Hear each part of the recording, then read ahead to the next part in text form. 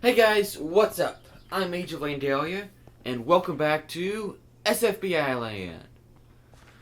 So guys, it has been quite a long time since my last recording, and I've got an entire villager trading set up. So I've named them all. I got shepherds who, they do have a decent price for wool, but this is what I'm really proud of over here. I got a mending book. Yeah, this guy sells mending books, and this guy sells unbreaking. Which, with all my things, that's what I need. So, yeah, I've got the full enchanted setup. So I got mending on all of these except my boots, which I've named Earthquakers, but that'll be okay. So guys, I have got my sword back. It has looting, smite 2 and looting 3 on it. Today's episode, we're gonna need some stone.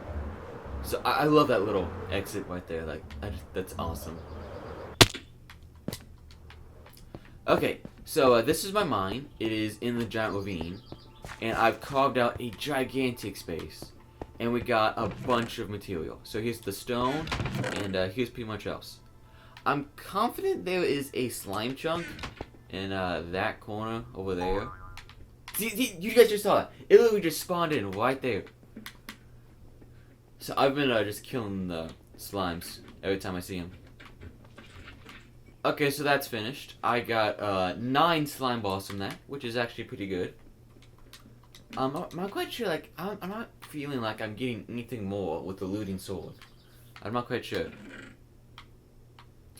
But yeah, so we need stone, so I'm just gonna fill my inventory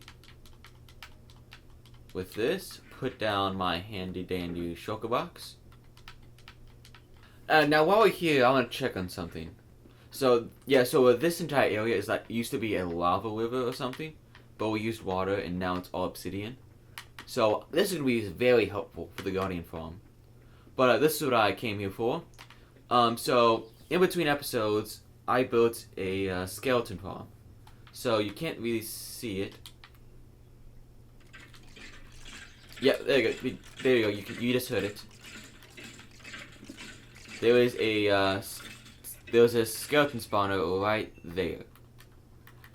And so I basically just put a water source on that end, and they just go over here, and it all ends up in this chest.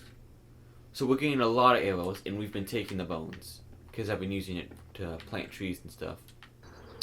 Okay guys, so while I'm passing by, I'm going to show you the wool farm that I built. It is actually quite efficient.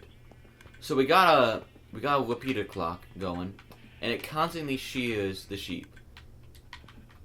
So I bought a bunch of shears from those villages I showed you earlier, and so it is incredibly efficient. My only problem is the minecart down there. I can't have it running all the time, because then I'll just have problems and a bunch of stuff, which I'm finding out in another build I'm doing. So I have this time clock. So whenever the moonlight or the sunlight, depending on what time of the day it is, if there's any change, this observer detects that and sends the minecart on its way.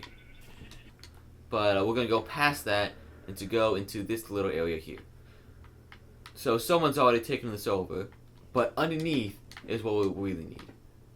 So underneath the temple is an entire mine shaft. This thing is huge. It goes all the way back over to my area. It is so incredibly large. So I made this little path, which is very helpful. But if we continue going this way, I found a drowned spawner. Yep, you can hear him. Hello. That's not what. Oh shoot! I left it on. Die. So yeah, this is my drowned / XP farm, and it is actually quite efficient. Like, so here's the rotten flesh chest, here's the trident chest, and yeah, I'm just gonna shut that off because that is so annoying.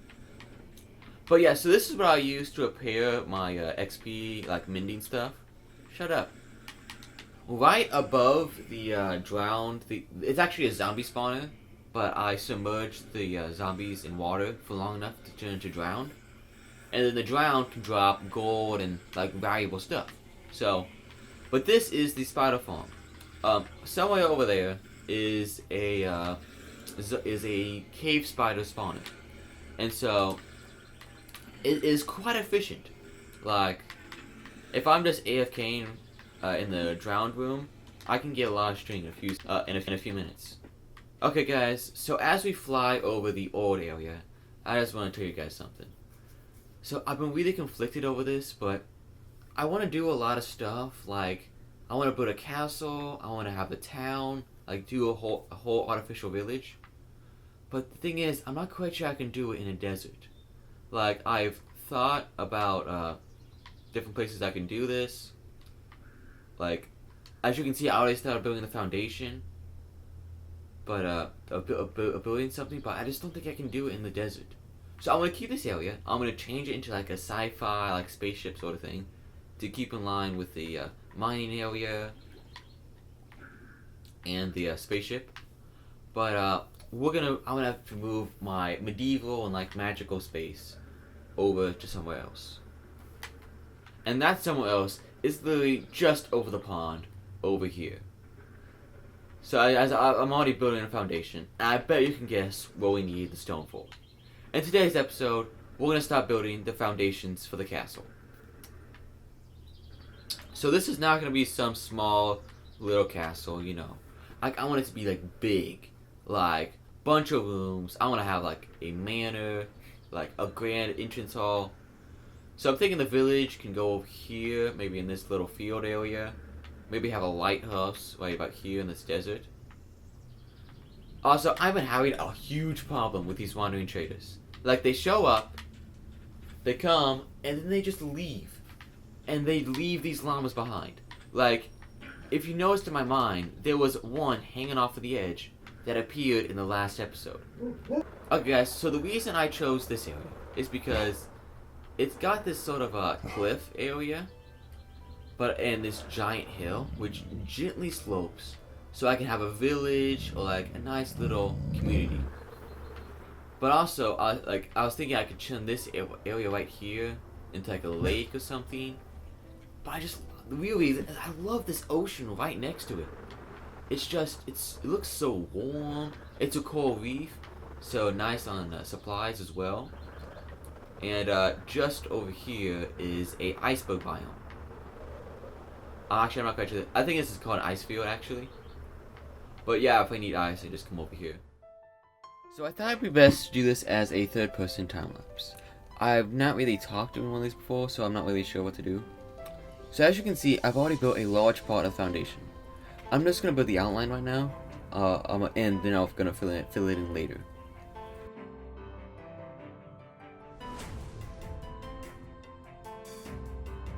I measured it wrong, so as you can see, it's not the highest. It's not the right height. So I'm gonna go to an overhead view. So as you can see, I'm going for like an asymmetrical, you know, like sort of circle-ish, but not quite. It looks sort of like a comma, I guess, if you kind of look at it that way. But I keep running out of stone, so I have to keep going back and forth, back and forth. So, as you can see, it's easier for me to build it in sections, you know, so only a little bit height at a time, because I can't reach that far. I didn't like that part, so I'm gonna have to connect it, and I just died, by the way.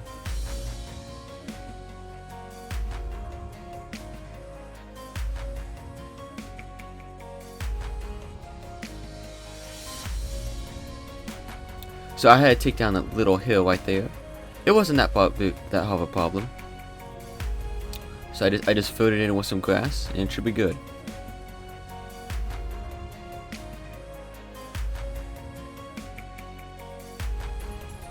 So I'm going to tear that part out right now, and I just didn't like it. So I'm just going to build around, and I'm filling the corners in, and we're almost done. Now, I do not like how it connects right here. Okay guys, so it is finished. The outline of the fortifications are done. So what I mean by fortifications is basically this is what the castle is gonna rest on. So if we just do a quick fly around, I'm thinking maybe we can expand this later on, maybe that way. But for now, I think this is a good start. So I'm gonna close the top with stone or something else, and then at next episode we can start working on the actual castle. I'm trying to keep these videos short, so thank you for watching. Like, comment, and subscribe. If you guys are enjoying this series, just let me know. And I'm gonna do it regardless. But thank you for watching, and we'll see you in another video. Bye bye.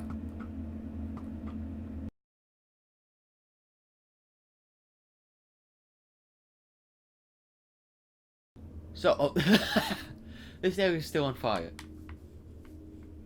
Ah, that is so weird. The animation. Oh shoot. Oops. Oh well.